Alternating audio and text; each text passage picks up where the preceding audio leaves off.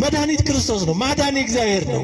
ምልጃ ሌላ ነው፣ ድነት ሌላ ነው። ድነት የተፈጸመው በእግዚአብሔር ብቻ ነው። ምንም ሌላ አዳኝ አለ ብለን አናቅም። ግን በእውነቱ ይሄ የማጭበርበር ጠባይ ስላላቸው በጣም ያሳዝናል።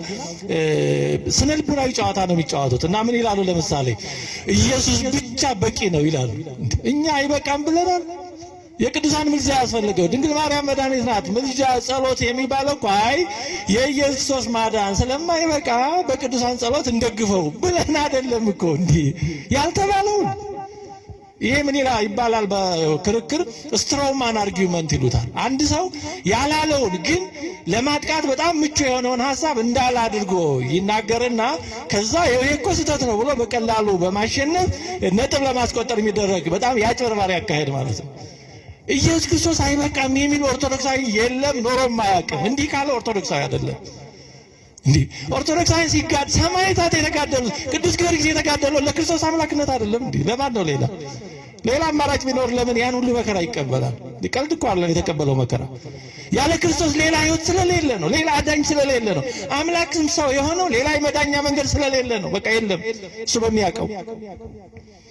ስለዚህ የቅዱሳን ምልጃ የእመቤታችን እናትነት ክርስቶስ ስላልበቃ የሚያስፈልግ ሌላ ተጨማሪ ድጋፍ አይደለም። ሆኖም አያውቅም። እንደዛ የሚያስብ ጤነኛ ሰው የለም። አብራ ድናለች የሚልም ትምህርት የለም። ካቶሊኮች ይላሉ፣ ይሄ ስለሚሉት ነው። የማይለውን ይላል ማለት ኃጢአት ነው። ይሄን ግን ስለሚሉት ነው። እንዳውም ቅርብ ጊዜ ነው የገለጹት። ኮሪሜድሪስ ይሏታል። አብራ ድናለች የሚሉት ነገር አለ። እንግዲህ ማብራሪያው ምናልባት ውስጡ ስንገባ እኛ የምንለውን ለማለት ሊሆን ይችላል፣ አናቅም። እንግዲህ አንድ ነገር ያለው ማብራሪያው ላይ ስለሆነ ግን እንደዛ እኛ ግን ይሄንንም አንልም። አብራ ድናለች እንደዚህ የሚባል ነገር የለም። ማዳን የክርስቶስ ብቻ ነው። ይሄን በደንብ አስረግጠን እንደው ያልሰማ ካለ ይሄ የታወቀ ነገር አስረግጠን መያዝም አለብን። ሌላ ሁለተኛ ሶስተኛ የለም። ስጋውን ቆርሶ ደሙን አፍሶ ወደ መቃብር ወርዶ ከዛ ተነስቶ ያዳነ ክርስቶስ ብቻ ነው። ሌላ አማራጭ የለውም። ግን በዚህ ውስጥ የሰው ድርሻ ምንድነው? የእመቤታችን ድርሻ የሚመጣው በዚህ ውስጥ ነው። ሰውን ሳያሳትፈው እግዚአብሔር ያደረገው አንድ ነገር ብቻ ነው። እሱ ምንድነው? መፍጠር ነው። ምክንያቱም ሳንኖር ሊጠይቀን አይችልም። አይ ልፍጠራችሁ እንዴ? እንዴት አድርጎ ሳንኖር እንዴት ይጠይቀን?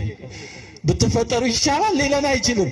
እሱ ግን ባወቀ ብንፈጠር እንዲሻለን አውቆ ያም ሁሉን አዘጋጅቶ በእውነቱ እግዚአብሔር ለሰው ያላደረገው ምንም የለም እኮ መልኩን ምሳሌውን ከመስጠት ጀምሮ ሕያዊት ተዘርዝሮ አያልቅም። ያን ሁሉ በመስጠት ፈጠረን ሕያው አድርጎ። ግን በሕይወት ደግሞ ስለፈጠረን ነፃነታችንን እንዳይጋፋ ደግሞ ከፈለጋችሁ ሞትን ቢሆን ሳያስገድደን ማለት ነው።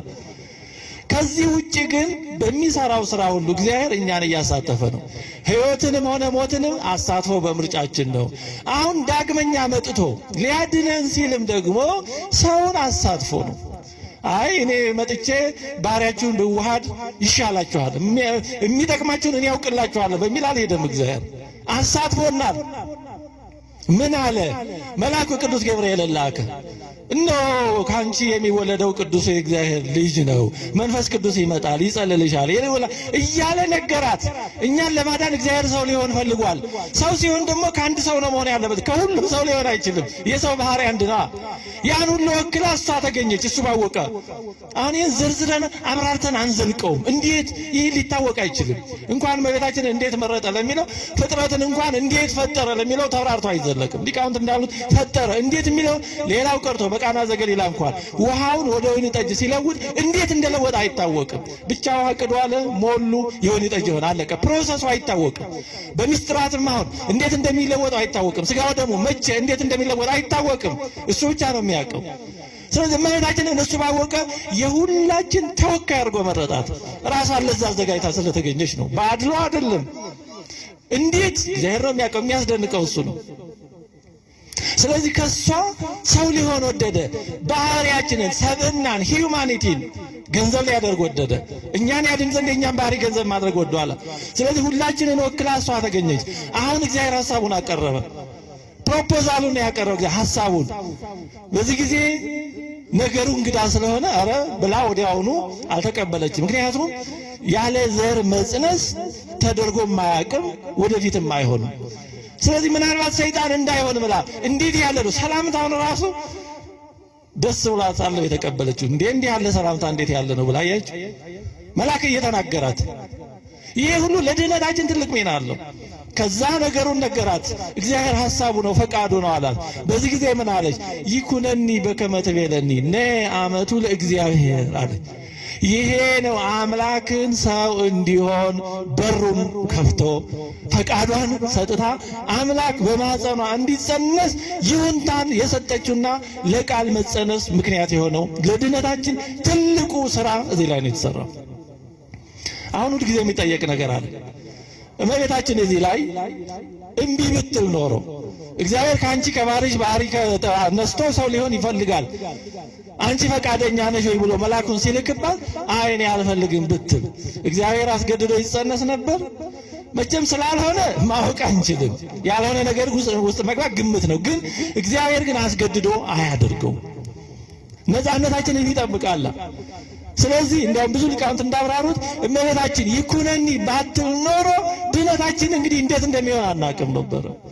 አናውቀውም።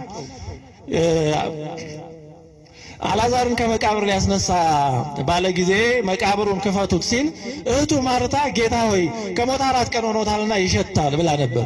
በዚህ ጊዜ ጌታችን ምን አላት? ብታምኚ የእግዚአብሔርን ሥራ እንድታይ አልነገርኩሽምን አላት። ከዛ በኋላ ነው ወደ ቀዛ የቀጠለው እና አንድ ሊቅ ሲያብራራ ምን ይላል? ማርታ ይህንን ብላ በተጠራጠረችበት ጊዜ ያክል የአልዓዛር መነሳት ዘግይቷል ይላል። እሷን ሲያስረዳ ጌታችን ዘግይቷል፣ አምና ተቀብላ ቢሆን ኖሮ ፈጥሮ ይነሳ ነበር ይላል። እንግዲህ በዚህ እንኳን እና እመቤታችን ይሁንልኝ እኔ የእግዚአብሔር አገልጋይ ነኝ ባትል ኖሮ መዳናችን ምን ይሆን እንደነበረ መገመት አንችልም። ስለዚህ ፈቃዷን ምክንያት አድርጎ ነው በማህፀኗ የተጸነሰው። ለድህነታችን ትልቁን ሚና የተጫወተችው እዚህ ላይ የሰው ልጅ ሕይወት የተቀየረው በዚህ የእመቤታችን ንግግር።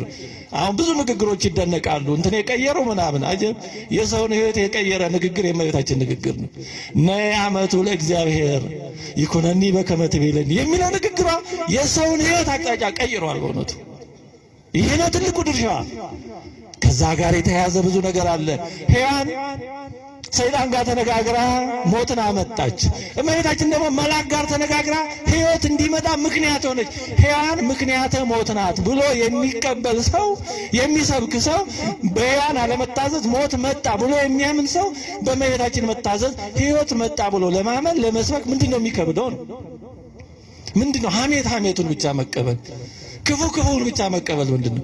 የሔዋንን ምክንያተ ሞትነት የሚያምን ሰው እመቤታችን ምክንያተ ሕይወት ናት ማለት ምንድነው የሚከብደው? ሕይወት እንዲመጣ ምክንያት ሆናለች። እኛን ሁሉ ወክላ ታዛለች ነው። መድኃኒት የምትባለው ከዚህ የተነሳ ነው። ቅድም መምህራችን በደንብ እንዳብራሩት ስጋ ከሰማይ ይዞ አልመጣም። ቃል የተዋሃደው የራሱ አካል የራሱ ባህሪ ያደረገው የኛን ስጋ ነው ከመቤታችን። ስለዚህ መድኃኒት ከሷ የተነሳው ስጋ ከቃል ጋር ተዋህዶ መድኃኒት ስለሆነ እመ መድኃኒት ናት፣ መድኃኒት ትባላለች። እመ ብርሃን ናት፣ እመ አምላክ ናት። እውነት ቅድም እንደተባለው የሷ ክብሯ እመ አምላክ መባል